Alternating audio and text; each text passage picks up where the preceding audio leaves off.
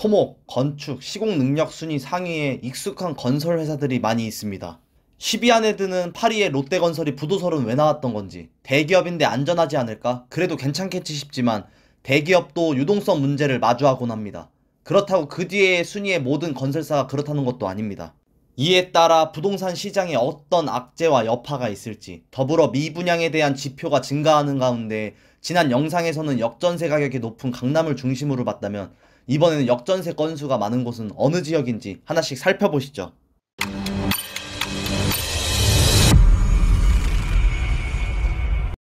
안녕하세요, 힐러입니다. 지난해 하락장을 맞이하면서 부동산에 지대한 영향을 끼친 사례들이 있었고 현재도 진행 중이죠. 급격한 기준금리 인상과 집값 하락에 대한 우려 등 주택 매매시장 소비심리도 하락했죠. 더불어 거래심리가 위축되고 우크라이나 러시아 전쟁 등 외부 요인으로 원자재 가격 상승 등 공사비가 치솟고 주택개발 사업성이 크게 떨어졌죠. 그리고 사업 추진을 위한 자금 조달이 더욱 어려워졌습니다. 단군 일의 최대 단지인 둔촌주공 재건축인 올림픽파크 포레온의 PF 차환은 겨우 해결되었지만 최근 분양 후 계약률이 저조하기도 했었죠. 정부에서 중도금 대출 기준 상향과 여러 악재를 막기 위한 규제 완화 정책이 계속되고 있었죠. 급한 불은 껐지만 그 과정에서 레고랜드 채권시장 여파와 건설사 부도설이 돌았습니다. 도급 순위 8위인 롯데건설의 부도설을 살펴보기에 앞서 롯데건설을 살짝 알아볼까 합니다. 국내 최고층 롯데월드타워도 시공했고 강남의 굵직한 사업들 대치 2지구, 잠실 미성크로바, 신반포 13차, 14차, 방배 14구역 등을 수주하기도 했습니다. 또한 2019년 하이엔드 주거 브랜드인 르엘도 출시하기도 했죠. 다만 롯데건설은 주택사업을 포함한 건축 부문의 매출 비중이 편중되어 있습니다. 국내 건축이 매출이 영향을 많이 받는다는 건 아시다시피 부동산인 즉 아파트 건설 분양에 영향이 많이 받음을 알 수 있습니다. 주주 정보를 살펴보면 자체적으로 매출과 영업이익을 내지만 롯데계열사가 지분을 가지고 있기에 여느 그룹사 대기업처럼 순환출자 구조 방식으로 그룹 내에서 돈이 돌고 하겠죠. 만약 롯데건설이 무너진다면 최대 주주인 롯데케미칼이 직접적인 피해가 되며 그룹사 내의 계열사들 또한 피할 수 없고 우리나라 재계순위 5위 정도의 엄청난 그룹임에도 흔들릴 수 있습니다. 그렇다면 왜 부도설을 언급할까요? 앞서 말씀드린 레고랜드 사태로 CP금리와 채권시장이 얼어붙고 둔촌주공 PF 차환을 위해 선제적으로 그룹사를 통해 현금 확보하기 위한 것일 수도 있고 매스컴에서는 유동비율이 괜찮다면서 언급하고 또 괜찮다고 하지만 이것보다 중요한 게 보유한 현금이 얼마나 있는지가 중요하지 않을까 싶습니다. 현재 롯데건설이 보유한 현금이 약 7,450억 원 보유하고 있는데 부채가 약 3조 1천억 원이고 그 중에 유동부채가 약 2조 4천억 원입니다. 보다 쉽게 생각해보면 보유한 현금에 비해 빚이 너무 많습니다. 즉 1년 안에 갚아야 할 돈이 2조 4천억 원이라는 겁니다. 유동자산을 팔면 현금이 되는 것들도 있겠지만 그것도 한계가 있겠죠. 또한 경기 상황이 좋지 않아 받아야 할 돈을 제때 못 받을 수도 있을 수밖에 없습니다. 더불어 롯데건설을 운영하기 위한 고정비용도 있겠죠. 우리도 숨만 쉬어도 나가는 돈이 있듯 롯데건설에서도 일하는 인원의 인건비부터 각종 운영비용이 있겠죠. 더군다나 부채도 갚아야 하는데 생활도 해야 하니 고정비용을 줄이기 위해 구조조정이 있을 수도 있고요. 롯데건설 재무제표를 살펴보면 통상 건설사 안정적인 유동비율이 200% 정도인데 최소 150%까지 보지만 130% 정도밖에 못 미치죠. 이어서 건설사 우발채무 현황이라는 게 있었습니다. 우발채무란 현재 채무인 즉 빚을 말하는데 확정되지 않았으나 가까운 미래에 특정 상황 발생 시 부채로 확정될 가능성이 있는 잠재적인 부채를 우발채무라고 합니다. 우발채무 이야기가 나오면서 롯데건설이 자금 보충에 계열사 도움으로 위기를 모면했었죠. 롯데케미칼에서 5천억 원, 롯데정밀화학에서 3천억 원, 우리홈쇼핑에서 1천억 원이었습니다. 총 5천억 원과 이후 하나은행에서 2천억 원, 한국스탠다드 차타드 은행에서 1,500억 원 등 추가로 차입, 그리고 신동빈 회장까지 롯데건설 유상증자에 11억 원 투입 및 그룹 계열사까지 포함하여 약 1,782억 원 등으로 적극적인 지원을 했습니다. 이후 메리츠증권 주관으로 PF 관련 채권 1조 5천억 원을 매각하여 앞서 본 계열사에서 빌린 자금을 모두 조기 상환했습니다. 다소 급한 위기를 넘겼다는 평가와 반응이 있지만 건설사 특성상 부동산 경기 영향을 받을 수밖에 없습니다. 그래서 세 가지 이유로 더욱 영향을 받을 거라 생각합니다. 첫 번째, 올해 경제 성장률이 더 안 좋아질 전망이죠. 각종 기업, 연구원 등 내노라 하는 곳에서도 여러 전망과 예측을 합니다. 한국경제연구원에서도 1.9%에서 0.4%포인트 하향한 1.5%로 전망한다고 하지만 쉽지 않죠. 두 번째, 우리나라는 또 무역 의존도가 높은데 우리나라 상품 수출과 상품 수입의 차이인 무역 수지가 엄청나게 떨어졌습니다.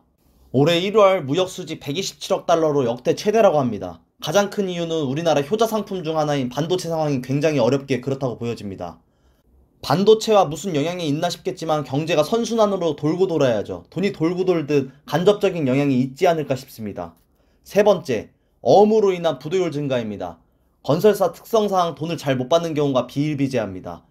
받을 돈을 못 받은 경우가 많으니 어음 부도율이 작년 7, 8월에 비해서 10배 정도 증가했습니다. 돈을 못 받고 있다는 거죠. 받아야 하는데 받을 돈이 없으니 부도가 납니다. 현재 롯데그룹에서 롯데건설보다 더 어려워지기 전에 회장과 계열사 필두로 구원투수 역할로 나온 건 긍정적인 부분이 아닌가 싶습니다.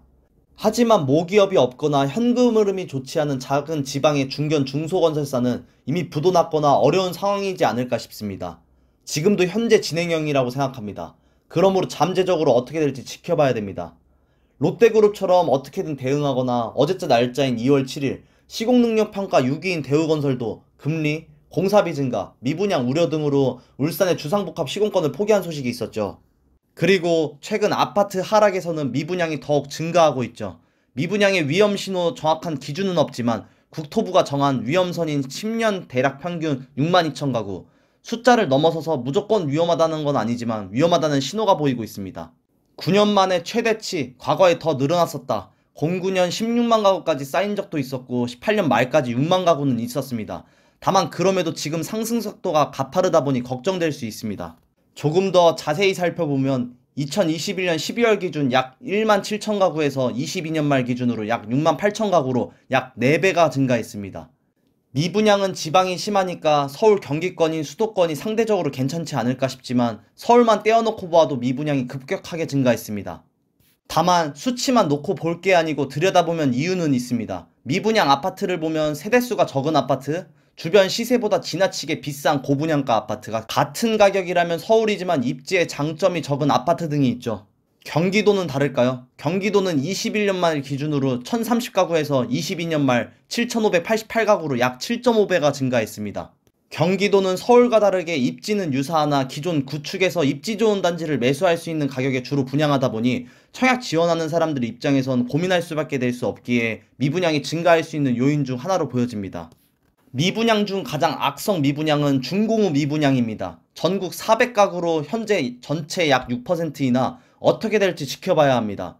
그래서 건설사에서 집을 팔아보려고 가전선물, 중도금무이자 대출 등 내걸기도 하지만 도저히 안되면 분양가 할인까지 가게 될 겁니다. 일부 분양한 사례에선 이미 진행되는 곳도 있죠. 더불어 앞서 말씀드린 악재와 이전 영상에서 역전세 폭풍인 강남권에서는 적게는 5억, 많게는 10억이었죠. 그렇다면 역전세가 가장 많이 발생한 지역은 어디일까요? 2월 7일 기준 경기도 화성입니다. 화성에서도 동탄 이신도시가 속한 청계동이고요. 인천 연수구는 송도가 속한 송도동, 김포시는 한강신도시가 위치한 장기동, 남양주시는 다산신도시가 속한 다산동, 인천 서구는 청라국제도시에 속한 청라동 순입니다. 역전세가 가장 많이 발생한 행정동의 공통점을 보면 신도시나 국제도시임을 볼 수 있죠. 상대적으로 적은 금액이 드는 투자 수요와 인근 일자리 및 보다 쾌적한 신도시에 거주하고자 하는 실거주 수요가 몰리곤 했죠. 경기도 화성시가 역전세가 가장 많으니 조금 더 살펴보면 동탄 청계동이 318건으로 가장 많으며 동탄 이신도시 기준으로 가장 크게 역전세 발생한 아파트 5개 단지를 살펴보겠습니다. 동탄2 청계동 시범 더샵 센트럴시티 아파트입니다. 입주 9년차 874세대로 아파트로 동탄역 역세권 및 청계초중을 품고 있고 단지 뒤 공원이 위치한 시범단지에서 좋은 위치 중 하나의 아파트죠. 역전세로 1억 6천만 원입니다. 동탄2 금강 펜테리엄 센트럴파크 1차는 입주 8년차 827세대로 28평 33평형으로 구성되어 있고 단지명에서도 느껴지듯 왕배산이 단지를 끼고 있어 산세권입니다. 다만 변전소와 가까워 우려될 수 있기도 하나 신도시로 지중화로 구성되어 있지 않을까 예상해봅니다.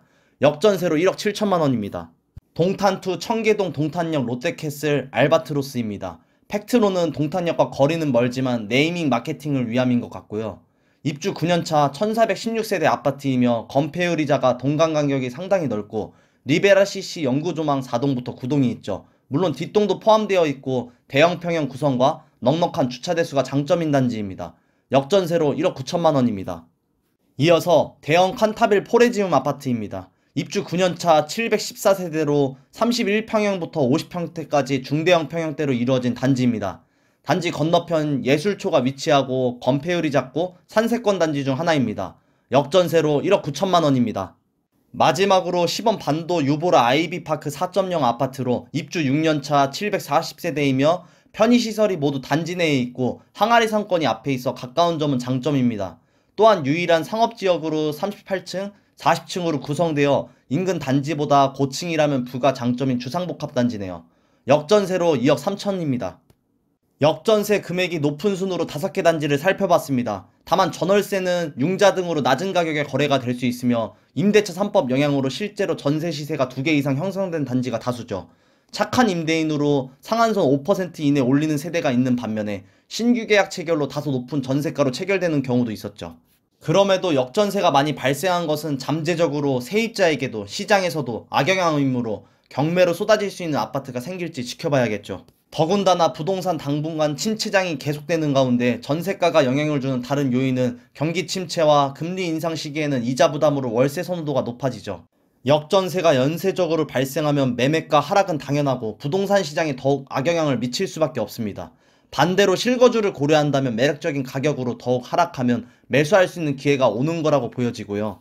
만약에 역전세가 우려되는 지역에 부동산을 소유하고 있다면 보수적으로 예비비의 30%를 가지고 있어야 하는 것 같습니다. 그래야 전세계약 연장이 안 될 시에 대비하여 전세보증금 반환대출 혹은 주택담보대출을 준비해야 하기 때문이죠. 마지막으로 앞서 봤던 롯데건설의 부도설과 미분양의 증가 그리고 역전세 이런 신호를 꾸준히 살펴보시면서 자신의 자산과 거주계획을 꾸려 나가시는 게 좋을 것 같습니다. 그리고 당장 집값이 떨어져도 올라도 문제입니다. 저희 세대에서도 주거의 문제가 가장 큰 이슈 중 하나이며 이를 넘어 다음 세대에게 더 큰 빚으로 짊어질 수 있기 때문이죠. 또한 인구 감소와 초고령화 등의 요인으로 앞으로 가까운 미래에 고려해야 할 요소이기에 꼭 투자 목적이 아니더라도 후에 매도를 생각한다면 더더욱 신중을 기해야겠죠. 긴 영상 시청해주셔서 감사드립니다. 오늘 영상이 좋으셨다면 좋아요와 구독 부탁드립니다. 다음 시간에 만나요. 안녕.